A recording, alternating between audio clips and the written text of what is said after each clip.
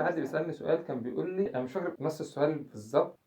بيقول لي إيه بقى؟ أحمد زيرو اللي بتتكلم عنهم أغلبهم اختفوا من السوق المصري والعالمي تقريبا. يعني مصر من السنة الأخيرة دي مفيش موبايلات نزلت أصلا بسبب حوار الاستيراد والكلام ده. هو عندنا مثلا سامسونج اي 53 اللي هو لسه حتى الآن بينافس، مفيش ولا موبايل نزل حتى الآن بعده. لو جينا بقى بصينا الرينو، نزل أورين 6 ده من سنة، و7 و8 و9 لحد النهارده، بس اللي نزل مصر ايه؟ 6 بس. في الفيديو ده هنقول لكم ايه افضل موبايلات من 10 ل 15000 جنيه، واحنا كنا عملنا فيديو قبل كده من 5000 ل 10000 جنيه، سيبوا لكم الفايل اللي فوق هنا. الفكره الفئات من 10 ل 15000 جنيه هي نفس الفئه بالظبط اللي كانت من سنه من 5 ل 8000 جنيه. يعني الاي 53 اول ما نزل كان ب 8000 جنيه، دلوقتي سعره 15000 جنيه. هو المفروض سعره الرسمي 13000 جنيه، بس طبعا هو مش موجود. لو لقيته في رينج 13000 جنيه فده ممتاز جدا، بس مش هتلاقيه اصلا. لكن غير كده انا الصراحه مش عايزك تشتري اي حاجه من الفئه دي خالص. وفي بديل هقول لكم عليه، بس لازم الاول اشرح لكم الحاجات اللي ممكن تشتريها جديده في السعر ده. ويلا بينا بقى نبدا باول فئه معانا، وهي الاعلى من 10000 جنيه. يلا بينا.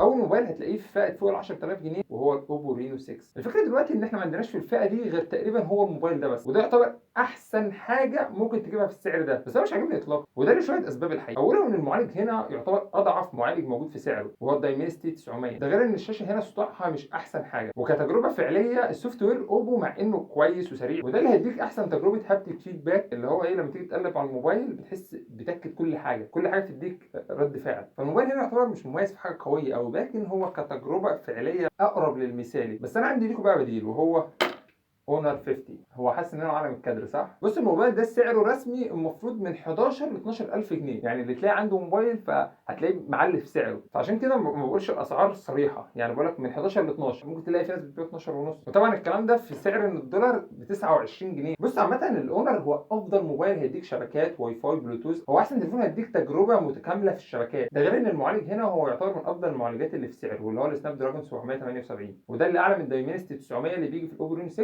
واعلى برده من معالج سناب دراجون 720 اللي كان موجود في الاي 52 العادي. وبالمناسبه الموبايلات الاي 52 والاي 52 اس هم ما عادوش تقريبا موجودين خالص في السوق، بس هو كانت حاجات كويسه جدا في رينج ال 12 ونص ل 13000 جنيه. دلوقتي في اي 53، والاي 53 اساسا ابتدى يقل. بس عندنا حاجه مهمه برده هنا في الموبايل ده، وهي الكاميرات. كاميرات الموبايل ده يعتبر من احسن الكاميرات اللي في فئه رينج لحد 12000 جنيه مثلا، بس انا مش راضي عنها برده، يعني فيها حاجات كتير ومشاكل كتير. هي ما زالت احسن من الاوبو رينو 6، ده غير مزايا الفلوج اللي هي في الفيديو، مع ان الفيديو هنا مش احسن حاجه، بس بيديك شويه مزايا كده في اونر كويسه جدا. والموبايل هنا برده ممتاز في البطاريه بتاعته، فكموبايل بالسعر ده هو يعتبر من الحاجات كويسه جدا. بس لو عايز كاميرا تجربتها اعلى فهنروح لسامسونج اي 53. الموبايل ده اكتر موبايل متكامل موجود في السعر ده. ده الموبايل فعلا اللي اقول لك تقدر تشتريه في سعر لحد 14000 جنيه، بس للاسف انت مش هتلاقيه ب 14000 جنيه، برضه هتلاقيه في حدود 15000 جنيه. الحاجه اللي موجوده هنا بقى مش موجوده في الموبايلات كلها، ان ده الموبايل الوحيد اللي في السعر ده اللي مش هتلاقي معاه الشاحن بتاعه، هو كابل والموبايل وشكرا. لكن جميع الموبايلات الثانيه اللي في نفس السعر هتلاقيها كلها معاها الشاحن بتاعها بالعلبه، وهتلاقي حاجات معاها جراب وسماعه والحوارات القديمه. بس اللي بيميز التليفون ده غير ان هو احسن كاميرات اماميه وخلفيه وتصوير فيديو، وغير ان هو ده الموبايل الوحيد اللي في السعر ده اللي فيه مثبت الكتروني، ان ما زال ده الموبايل الوحيد برضه اللي لسه ضد المايه. بس مع ان هنا المعالج اكزينوس 1280، وده اللي اقل بشويه صغيرين من المعالج اللي بيجي في اونر 50، بس الحقيقه مش بكتير. يعني المعالج اللي بيجي هنا،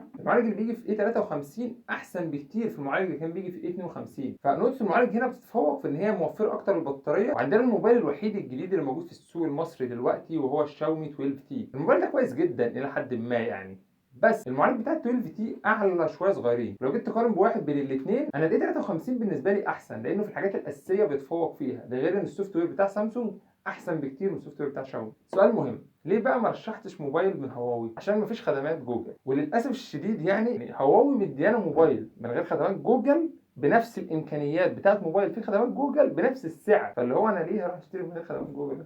انا بتكلم بجد والله. بس لولا خدمات جوجل دي كانت وصلت لمرحله كانت اكتر الشركه الوحيده المبدعه. اول لما خدمات جوجل جت وقفتها الموضوع باظ. كانت هي تعتبر من اول الشركات اللي كانت بتدعم الذكاء الصناعي في المعالجات بتاعتها، كانت شركه جامده. ما هونر دلوقتي بتدعم خدمات جوجل ليه؟ لانها اتباعت ما عادش تبعها. كانت الاول اونر دي تبع هواوي. لو بخدمات جوجل ممكن نلاقي هنقول لك دي حاجه فيها افضل، دي كاميرتها احسن شويه، ده المعالج بتاعها احسن شويه، لكن هي اصلا مظلومه في المنافسه من قبل ما تبدا. ومع ذلك سعرها يعني، هي لو تفهم شويه وتقلل السعر مثلا حتى في سعر عالي، اكنها مش واخده بالها ايه ده، في حاجه مفيش خدمات جوجل ولا ايه؟ والله العظيم. موبايلنا بقى الاخير، بس هو مش الاخير، انا لسه هقول لكم موبايلات ثانيه، وهو جوجل بيكسل 6 اي. الموبايل ده حلو في كل حاجه حرفيا، بس في يعتبر ثلاث مشاكل او مشكلتين: ان الشاشه 60 هرتز، انه بلاستيك وان الشاشه بتاعته صغيره شويه، بس ده ارخص موبايل هتقدر تجرب فيه بروسيسور جوجل الجديد اللي هو التنسور. المفروض ان ده فيه ذكاء صناعي مهول، ده بيقدر يستوعب كل الكلام اللي بيحصل مدار اليوم كله. يعني انت لو عندك مكالمه بتتكلم مكالمه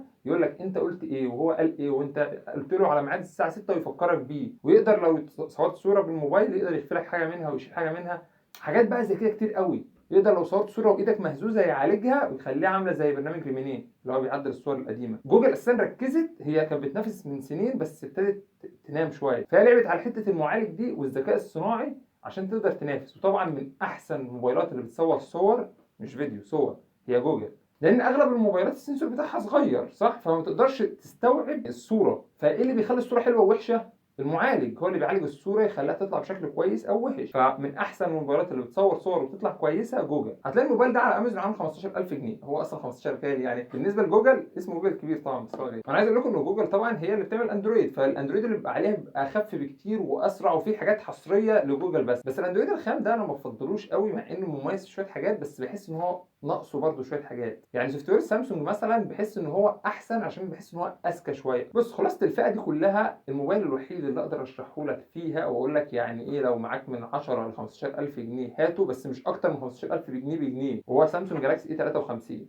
غير كده الموبايلات التانية كويسة يعني مش وحشة، بس بيبقى ناقصها حاجات، مش حابب انك تدفع مبلغ كبير ويبقى ناقصك حاجات مهمة. وده يجيبنا لايه بقى؟ للترشيح التاني اللي انا قلت لكم هقول لكم عليه في الاخر. وهنا اقول لكم بقى البديل عندكم حاجتين، يا اما تشتري من بره مصر من الامارات مثلا، من الامارات، واللي هتلاقي عليها اسعار جامده جدا وهتلاقي عليها حاجات مش موجوده عندنا هنا في مصر. يعني انت في رينج 10000 جنيه مثلا ممكن تجيب الريلمي 10 برو بلس من بره من الامارات، من الامارات، وده اللي حرفيا احسن موبايل موجود في السعر ده واقدر ارشحه لك بجداره. بس لو هتعرف تجيب من بره مصر ممكن تجيب ايفون متجدد، لو ممكن تجيب ايفون 11 ب 11000 جنيه. ما هي دي الفكره، عندنا هنا المستعمل في مصر هتلاقيه ب 13 14000، هناك انت ممكن تطلبه وتجيبه لو مثلا حد نازل مصر او حد كده ب 11000 جنيه بس. انت عارفه سامسونج اس 20 الترا هنا مستعمل بكام؟ لا ب 13000. هناك انت ممكن تجيبه جديد، كان في عرض من حوالي اسبوع كده جديد ب 13 ونص. بس طبعا لو مالكش حد في الامارات او مش هتعرف تجيبه من الامارات لاي سبب من الاسباب يعني، فانت عندك الحل الثاني وهو ايفون مستعمل، بس مش اي ايفون. يعني انت الوحيد اللي اقدر اشرحه لك في الفئه دي هو اكس اس ماكس، وطبعا مستعمل او ممكن تجيبه نو اكتف اللي هو ما تحطش فيه خط وما تعملش فيه حاجه، بس من غير علبه جايبينه من بره كده.